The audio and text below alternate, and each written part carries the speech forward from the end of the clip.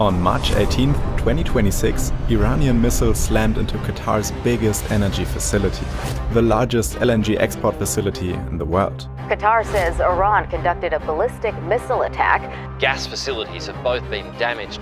The damage was so huge, Qatar estimates it could take up to 5 years to fully repair everything, while at the same time losing tens of billions in future revenues. Oil and gas prices around the world shot up overnight. But Qatar hadn't even attacked Iran. So why did they become a target? And here's what makes this story even more interesting. At the exact moment those missiles hit, Qatar was in the final stages of their biggest energy megaproject in history. They're building 8 brand new mega LNG trains. Facilities so large and complex, the whole project will cost more than $40 billion. Years of construction, tens of billions of dollars invested, over 45,000 people from across the world working together. And the first megatrain was just months away from producing LNG. So how did it all fall apart? And how are they now planning to finish this massive mega project amid an escalating conflict in the region? Let's find out. Just a few decades ago, Qatar looked like this. It was just a small, isolated desert peninsula under British rule, with a few fishing towns and a modest pearling industry. Most of the country was flat, dry and sparsely populated. Just desert spanning more than 100 kilometers surrounded by the sea. But that began to change in 1940, when oil was discovered in the country. Qatar's economy slowly transformed and modern industries began to pop up. But despite the oil boom, Qatar was still a relatively small producer compared to its neighbors like Saudi Arabia or Iran. The real transformation came decades later, because just off the coast underneath the seabed sat something that would change the course of Qatar's history forever. In 1971, geologists discovered a massive offshore gas reservoir beneath the Gulf. At first, they didn't fully understand its true size. But over time, it became clear that this wasn't just an ordinary discovery. It was gigantic.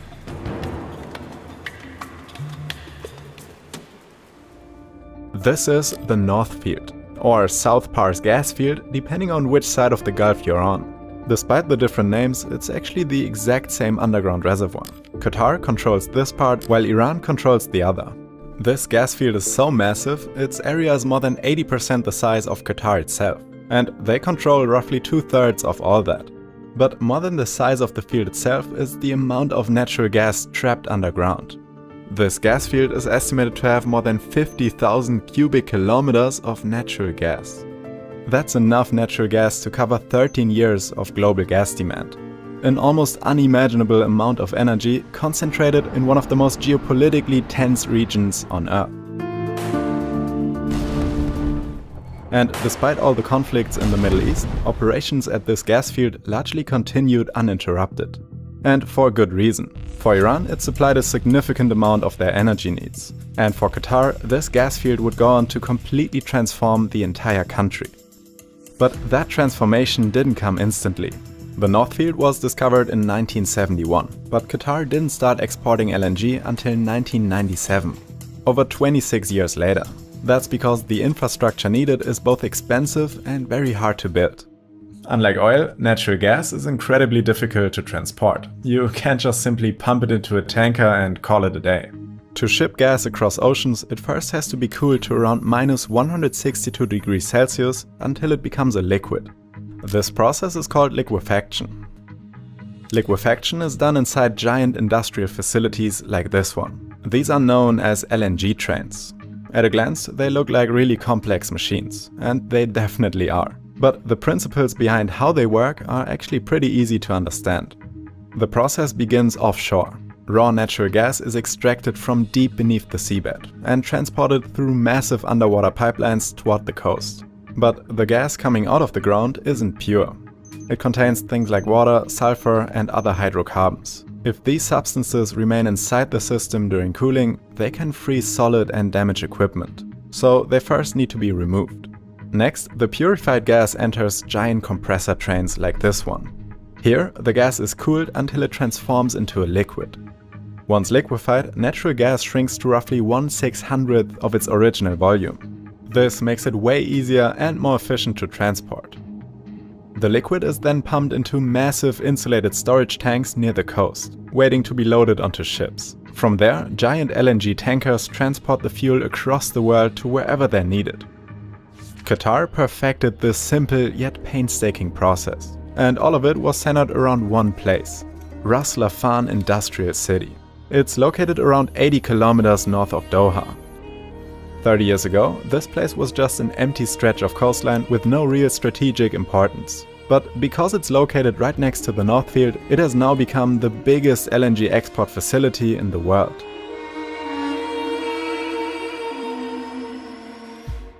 Ras Laffan alone produces about 20% of the world's LNG. And that's thanks to a total of 14 LNG trains with a combined capacity of 77 million tons of LNG per year. Each LNG train can cost anywhere between $5 and $10 billion to construct. Building even a single one requires years of engineering, thousands of workers, and supply chains spanning multiple continents. Qatar has 14 of them, all concentrated in this one location. You probably see the problem that I'll get to in a moment. LNG already made Qatar one of the wealthiest countries on Earth, but they wanted more than that.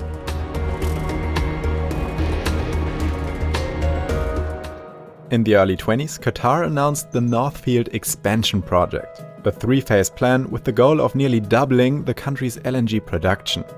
In total, the project will create an additional 8 mega LNG trains, each with a capacity of 8 million tons per year.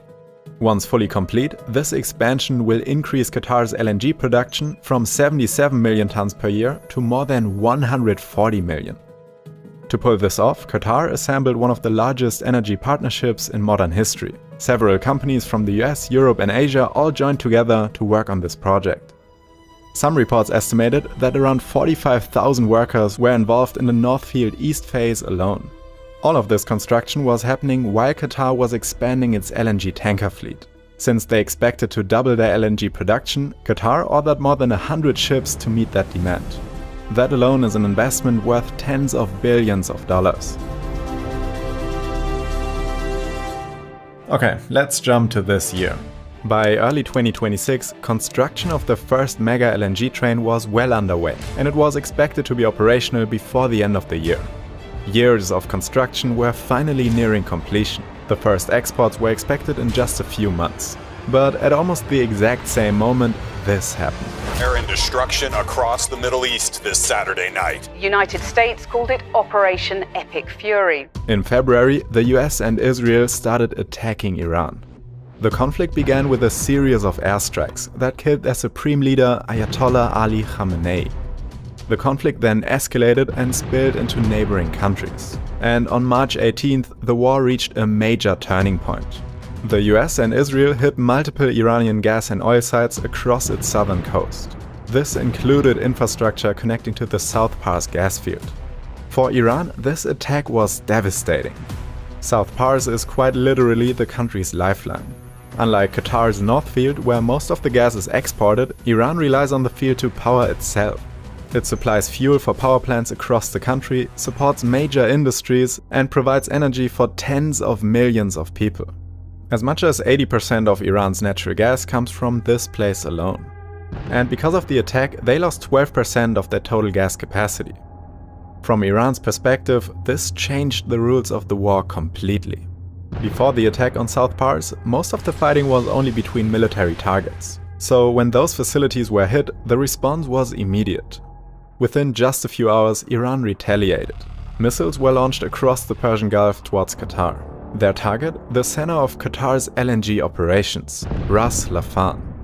The attack was aimed directly at critical energy infrastructure. 2 out of Qatar's 14 existing LNG trains worth $26 billion were damaged in the strike. These 2 trains represent around 17% of the country's total LNG capacity. And this is where the scale of the problem really starts to become clear. LNG trains are not something you can just quickly rebuild. As I mentioned before, these are complex machines that take years to construct, even under normal conditions. And now all of this is happening in the middle of a war. Qatar says it would take up to 5 years before the damaged trains can be used again. Another facility known as the Pearl GTL was also hit in the same attack. GTL stands for gas to liquids, a process that converts natural gas into different liquid products, such as kerosene or engine oils. According to Shell, one of the 2 trains could take up to a year to be fully repaired.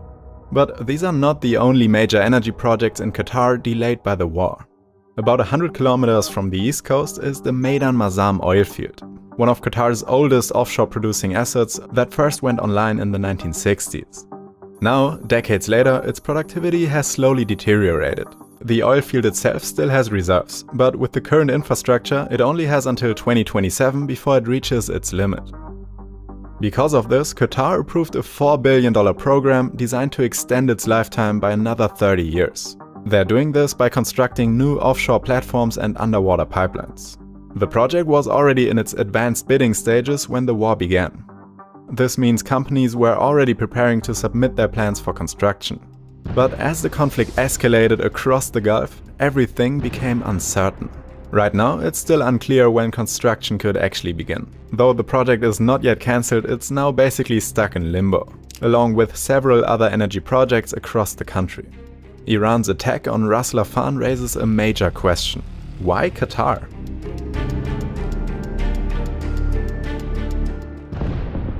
After all, Qatar itself hadn't attacked Iran. But geopolitically, the answer is much more complicated. One possible reason was military alignment. Qatar hosts the single biggest US military base in the Middle East, Al Udeid Air Base. Even if Qatar did not attack Iran, they still might view them as a close US ally. But there may have been an even bigger objective behind all of this: global energy prices. A huge percentage of the world's oil and LNG pass through the Persian Gulf every single day.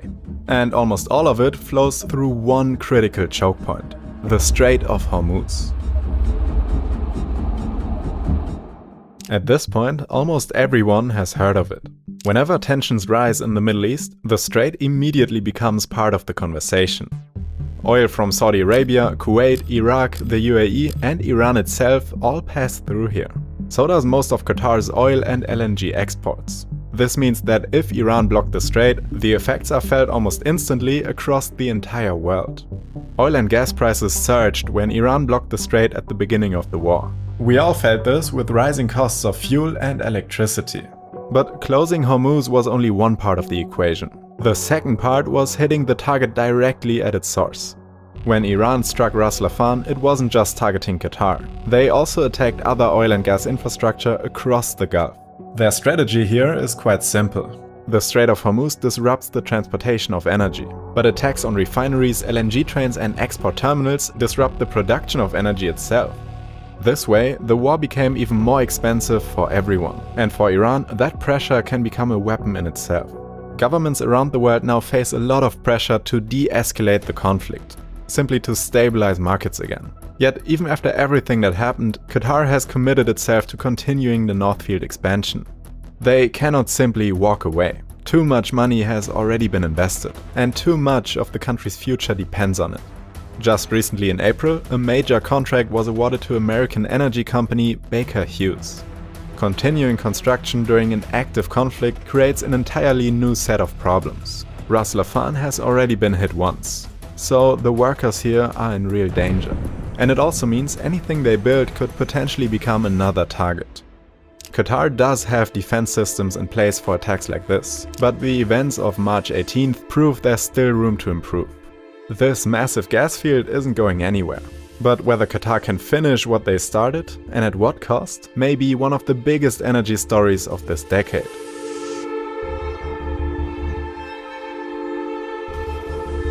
But what do you think? Will Qatar's expansion survive this war and reshape the global energy market? Let me know in the comments down below. I really appreciate everyone who tuned in, and I hope you were able to get some new information out of this. Thank you so much for watching, and I'll see you in the next one.